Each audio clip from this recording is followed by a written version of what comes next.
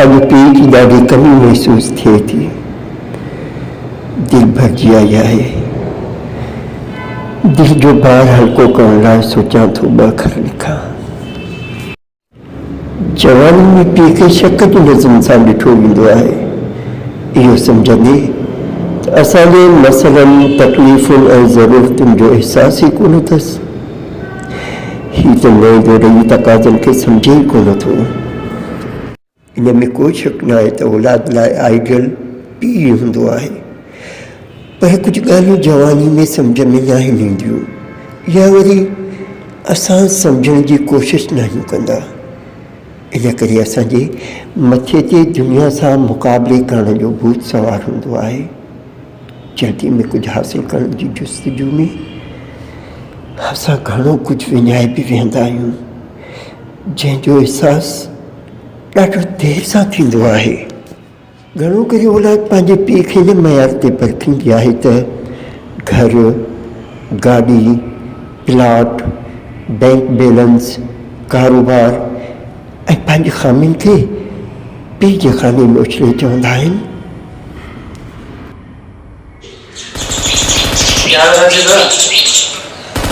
असां वटि पैसो हुजे हा न, असां बि कीअं वॾे वॾे यूनिवर्सिटी में पढ़ूं, कारोबार कयूं, सूरत ते वञूं, वॾा वॾा मज़ा वठूं ज़िंदगीअ में। वक़्तु गुज़रंदो वेंदो आहे, सुठो हुजे या ख़राबु, एॾो तेज़ गुज़रंदो आहे जो इंसान अखियुनि में माज़ी खे पंहिंजे चोर तरफ़ फिरंदे ॾिसणु शुरू कंदो आहे। जवानी, पढ़ाई, नौकरी, शादी, औलाद ऐं उहा स्टेज जंहिंसां मुंहुं ॾींदे हर लम्हे पीउ जो चहिरो अखियुनि आॾो अचे। पीउ जी हर सोच, एहसास, परेशानी, उल्टी, शर्मिंदगी ऐं अज़ियत असांजे आॾो खोले रखंदी आहे।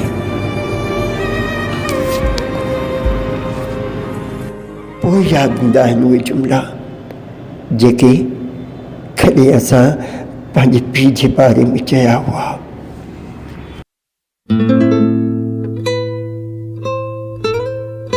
यार जॾहिं सोयल खे ॾिसंदो आहे न, रती साड़े छॾींदो आहे।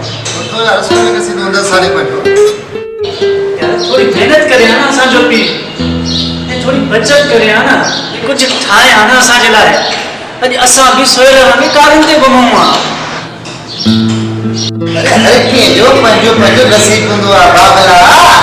अरे तूं त यार छॾ। पीउ जी कॾहिं कॾहिं बिना सबबु ख़ामोशी, पुराणनि दोस्तनि सां बिना वजह जे वॾा वॾा टहक ॾियणु, सुठनि कपिड़नि खे नापसंदि करणु, पुराणनि कपिड़नि खे फ़ख्र सां पाइणु, सादे खाधे ते गुज़र करणु, कॾहिं कॾहिं कंध हेठि करे हरू भरू कंहिं कम में मसरूफ़ रहणु, कॾहिं बिना वजह थकावट जो बहानो करे शाम जो सवेर लेटी पवणु, छुकियल नज़रुनि सां क़ुर पाक जी तिलावत करणु। सम्झ में त अचणु शुरू थी वेंदो आहे, पर ॾाढो देरि सां। जॾहिं असां पाण रातिनि जो जागी जागी ॿियनि शहरनि में वियल औलाद लाइ आयतुल कुर्सी पढ़ी दाइरो पोखींदा आहियूं। जॾहिं असां सियारे में वज़ू कंदे अचानक सोचींदा आहियूं त जेकर पुछी वठांसि त पुट तव्हां वटि गरम पाणी हूंदो आहे?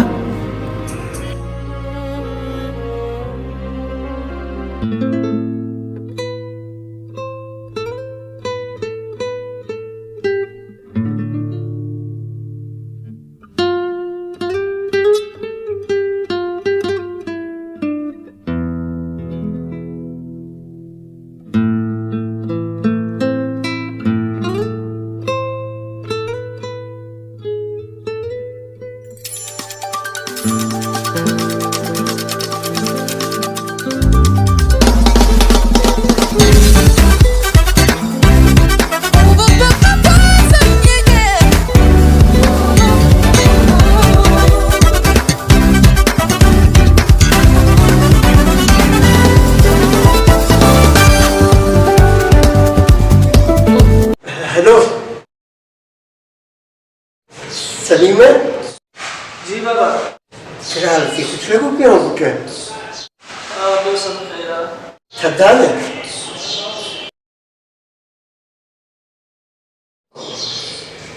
ॿाहिरि आसीं यार बाबा थधि त हूंदी न। ॿुध त इहो जिते तूं रहीं थो पियो उते गरम पाणी आहे या थधो आहे?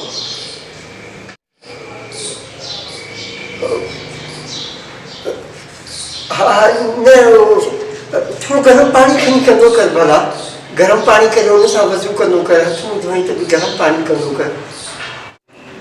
हा हा ठीकु आहे बसि बाबा हाणे छा त मूंखे पढ़ाई करणु घुरिजे।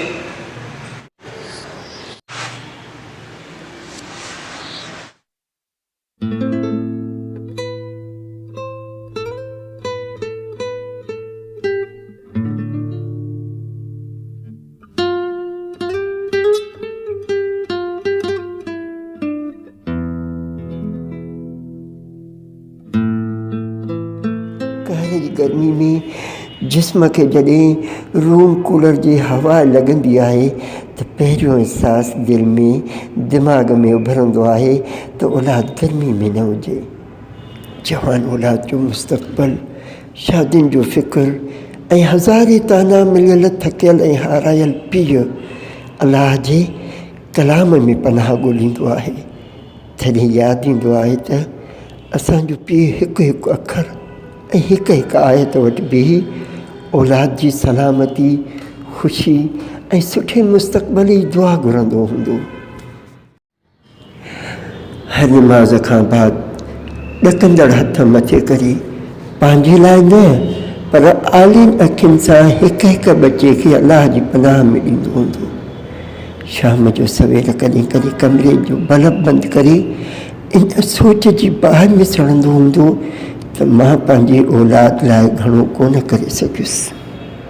औलाद खे पीउ ॾाढो देरि यादि ईंदो आहे। एतिरो देरि सां जो असां हुनखे हथु लाहिणु महसूसु करणु हुन जी तकलीफ़ अज़ियत ॻणती घटि करण खां महरूम थी वेंदा आहियूं। इहो हिकु अजीब अहसासु आहे जो वक़्त खां पोइ पंहिंजी असुलु शिकिल में असांखे बेचैन कंदो आहे। पर जंहिं आॾो ही हक़ीक़तियूं बर वक़्तु ज़ाहिर थींदियूं आहिनि उहा ख़ुशकिस्मत औलाद हूंदी आहे। असां सम्झंदा आहियूं त पीउ जो हथु लाहिणु प्यारु करणु दिलि सां लॻाइणु इहो त ॿारनि लाइ हूंदो आहे। पर जॾहिं असां पाण औलाद वारा थींदा आहियूं त अखियूं भरिजी ईंदियूं आहिनि इहो सोचींदे त ख़बर न आहे असांजे पीउ असांखे सीने सां लॻाइण लाइ केतिरा भेरा ॿाहूं खोलियूं हूंदियूं। असांखे चुमण लाइ उन जा चप तड़पिया हूंदा। असांजो विचोले तबिके जे माण्हुनि जी हर ख़्वाहिश हर दुआ हर तमन्ना औलाद खां शुरू थी औलाद ताईं ख़तमु थी वेंदी आहे। पर तमामु घटि अहिड़ा पीअर हूंदा जेके इहो अहसासु औलाद खे ज़िंदा हूंदे ॾियारे सघिया हूंदा। कुझु ॻाल्हियूं माउ पीउ जूं असांखे फज़ूल ऐं हरू भरू लॻंदियूं आहिनि। असां सोचींदा आहियूं त पुराणे वक़्त जा आहिनि हिननि खे अॼुकल्ह फैशन जी काथे आहे ख़बर। सलीमा जी बाबा। सलीमा पानी सी आवा बाबा छत त सही।